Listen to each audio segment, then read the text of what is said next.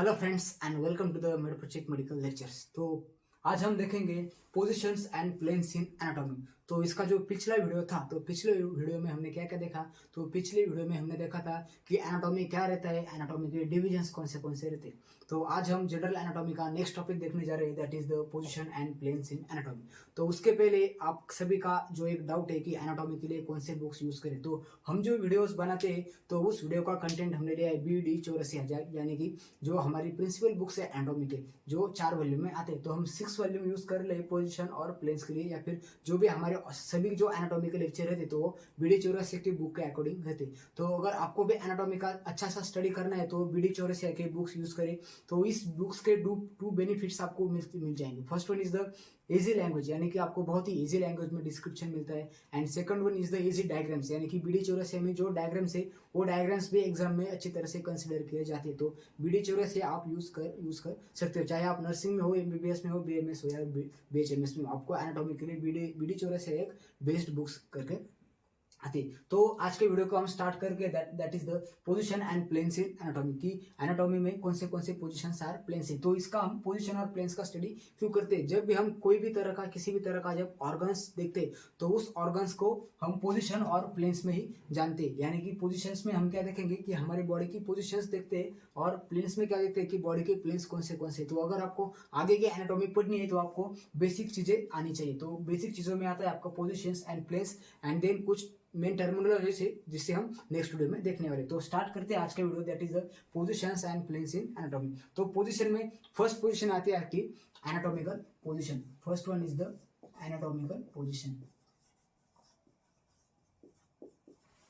तो anatomical positions कैसे रहते हैं, एनाटॉमिकल पोजीशंस के कुछ फीचर्स है। First one is the standing straight, यानी कि पर्सन ऐसा जो हम स्ट्रेट स्टैंडिंग रहती है, तो स्ट्रेट स्टैंडिंग पोजीशन में एनाटॉमिकल पोजीशन में पेशेंट चाहिए, यानी कि उसका जो स्टैंडिंग पोजीशन है वो स्ट्रेट होना चाहिए। देन क्या है, आईज लुकिंग फॉरवर्ड, यानी कि उसकी जो आईज है उसका हम डायरेक्शन क्या रखेंगे, फॉरवर्ड डायरेक्शन, यानी कि वो इधर नहीं देखना चाहिए या फिर इधर भी नहीं देखना चाहिए। तो स्टैंडिंग पोजीशन के साथ साथ उसके जो आईज है, तो आईज क्या है, फॉरवर्ड डायरेक्शन में होने चाहिए। देन नेक्स्ट वन क्या है, both arms at the side of body, यानी कि उसके जो आर्म्स है वो आर्म्स क्या होने चाहिए, बॉडी के एज एक साइड में होने चाहिए। ऐसी हाथ को इधर ऊपर रख लिया या फिर ऐसे ऊपर कर लिया या फिर कमर पे रख दिया, तो इस पोजीशन को हम एनाटॉमिकल पोजीशन नहीं कहलाते। तो क्या कहते हैं हम, एनाटॉमिकल पोजीशन में पर्सन स्ट्रेट कंडीशन में चाहिए। देन उसकी जो आईज है वो फॉरवर्ड लुकिंग चाहिए, और उसके जो हैंड्स है या फिर जो आर्म्स है वो बॉडी के क्लोज चाहिए। देन क्या है, पाम फेसिंग फॉरवर्ड, यानी कि जब पर्सन ऐसा उबा या फिर स्ट्रेट खड़ा रहता है तो उसके आर्म्स से फॉरवर्ड फेसिंग में रहनी चाहिए। अब ऐसे समझ में, arms facing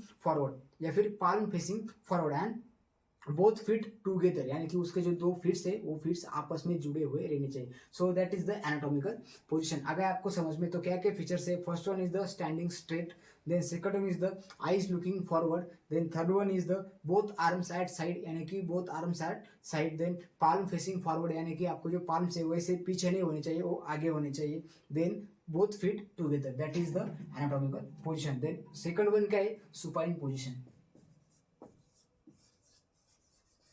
second one is the supine position. तो सुपाइन पोजीशन में क्या रहता है, person is laying on the back, यानी कि उसकी जो बैक साइड है तो पर्सन बैक साइड पर लेटा हुआ चाहिए। देन आर्म्स एट साइड, यानी कि उसके जो दोनों आर्म्स है वो उसके साइड पे होने चाहिए। किसी ने अगर पेट पे रख लिया, चेस्ट पे रख लिया, ऐसा नहीं चलेगा, या फिर आपके स्कल के नीचे रख लिया, ऐसा भी नहीं चलेगा। तो सुपाइन पोजीशन में आपके आर्म्स कैसे आपके बॉडी के साइड में रहने चाहिए। देन नेक्स्ट का है पाल्म फेसिंग अपवर्ड, यानी कि आपको जो पाल्म्स है वो ऐसे अपवर्ड फेसिंग में चाहिए। एंड बोथ फिट टुगेदर, यानी कि आपके जो फिट्स है वो टुगेदर चाहिए। यानी कि एनाटॉमिकल पोजीशन जो स्ट्रेट रहती है वही पर्सन अगर आपने किसी चीज पर लिटा दिया तो उसे हम क्या कहते हैं, सुपाइन पोजीशन कहते हैं। Then next one is the prone position.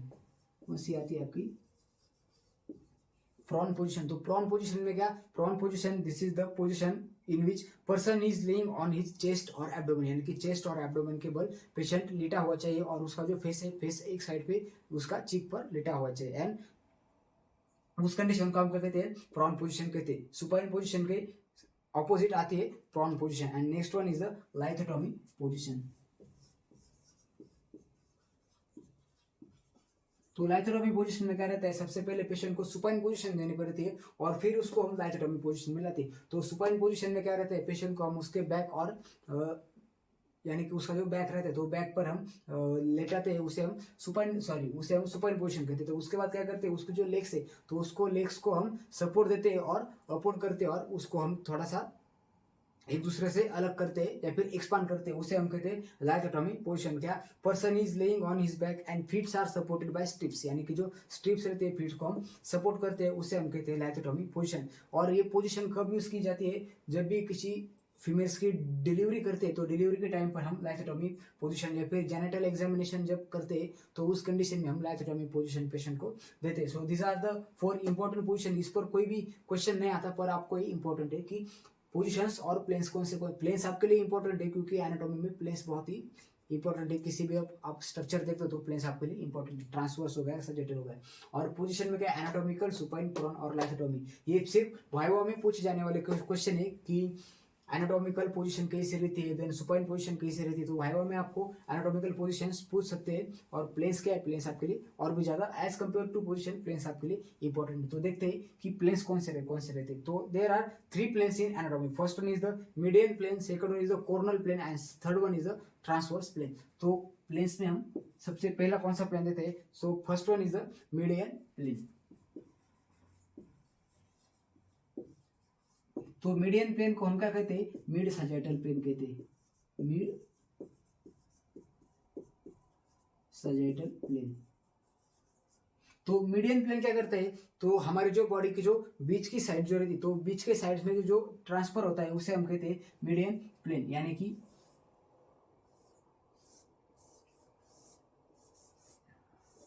Suppose एक पर्सन है और उसकी जो बीचों बीच से जो प्लेन जाता है उसे हम क्या कहते हैं, उसे हम कहते हैं मीडियन प्लेन, यानी कि मिड सजेटल प्लेन। आ गया समझ में। दोन उसके बाद क्या आता है, सजेटल प्लेन। तो मीडियन इसमें ही आता है, मीडियन प्लेन में सजेटल प्लेन। तो सजेटल प्लेन क्या रहता है, जो प्लेन मीडियन प्लेन के पैरेलल में आता है, यानी कि सपोज एक प्लेन इधर से आ गया ऐसा, तो उसे हम क्या कहते हैं, सजेटल प्लेन कहते हैं। यानी कि parallel, sagittal plane is always parallel to the median plane. आ गया समझ में। देन उसके बाद क्या आता है, कोर्नल प्लेन। तो कोर्नल प्लेन क्या करता है कि कोर्नल प्लेन भी ऐसा बीच में से जाता है, पर वो क्या करता है, आपकी बॉडी को एंटीरियर और पोस्टीरियर पार्ट में डिवाइड करता है। फॉर एग्जाम्पल मेरी ऐसी बॉडी है तो उसका एंटीरियर पार्ट क्या होगा, मेरा मुंह, देन मेरा चेस्ट, ये आपका एंटीरियर साइड में आ गया, और मेरी जो बैक है वो आ गई आपकी पोस्टीरियर साइड में। तो मेरा ऐसा जो बीच में से जो प्लेन जाता है उसे हम कौन सा प्लेन कहते हैं, कोर्नल प्लेन कहते हैं, जो कि हमारी बॉडी को एंटीरियर और पोस्टीरियर पार्ट में डिवाइड करते हैं। फॉर एग्जांपल ये मेरा मोबाइल है और मोबाइल का जो इधर का जो बीच का जो प्लेन आ जाता है उसे हम क्या कहते हैं, उसे हम कहते हैं कौन सा, कोर्नल प्लेन कहते हैं। तो 3 planes, first one is the median plane, यानी कि ये मोबाइल की स्क्रीन है, इसके बीचों बीच से जो प्लेन जाएगा और बॉडी को राइट और लेफ्ट में डिवाइड कर देगा, उसे हम क्या कहते हैं, मीडियन प्लेन कहते हैं। देन का आता है आपका कोर्नल प्लेन। कोर्नल प्लेन है कि क्या, ऐसा मेरा मोबाइल है तो इसके बीच में से जो आपका जो प्लेन जाएगा तो और वो क्या करेगा, आपकी बॉडी को एंटीरियर और पोस्टीरियर साइड में डिवाइड कर देता है, उस कंडीशन को हम क्या कहते हैं, coronal plane. And third one is the transverse plane. अगर समझ में, first one is the median, then second one is the coronal. तो कोरोनल क्या करता है, एंटीरियर और पोस्टीरियर पार्ट में डिवाइड करता है। देन मीडियन प्लेन क्या करता है, राइट और लेफ्ट पार्ट में डिवाइड करता है। And third one is the transverse plane. तो ट्रांसवर्स प्लेन क्या करता है, सुपेरियर और इंफीरियर पार्ट में डिवाइड कर देता है। सुपेरियर यानी क्या, अपर पार्ट, और इंफीरियर यानी क्या, inferior it is the lower part. कि ये मोबाइल है, इसके बीच में अगर ऐसा मैंने एक प्लेन खींच लिया या फिर ऐसा प्लेन बना दिया तो क्या, जो ऊपर का पार्ट है उसे हम कहते हैं सुपेरियर, और जो नीचे का पार्ट है उसे हम कहते हैं inferior. So this are the 3 planes in use in anatomy. First one is the median. Median में एक आता है सजेटल, यानी कि क्या, parallel to the median plane, that is the mid sagittal, that is the sagittal plane. Then coronal plane जो anterior और posterior में डिवाइड करता है। And third one is the transverse plane, जो कि हमारे बॉडी को सुपेरियर और इंफीरियर पार्ट्स में डिवाइड करता है। So this is all about the positions and planes in anatomy. Exam में किसी तरह का इस पर क्वेश्चन नहीं आता, पर वाया में आपको एनाटॉमिकल पोजीशंस पूछी जा सकती है। तो this is all about the positions and planes in anatomy. Video अगर अच्छा लगता है तो आपके फ्रेंड के साथ शेयर करो, वीडियो को लाइक करो एंड चैनल को सब्सक्राइब करो। Thank you friends.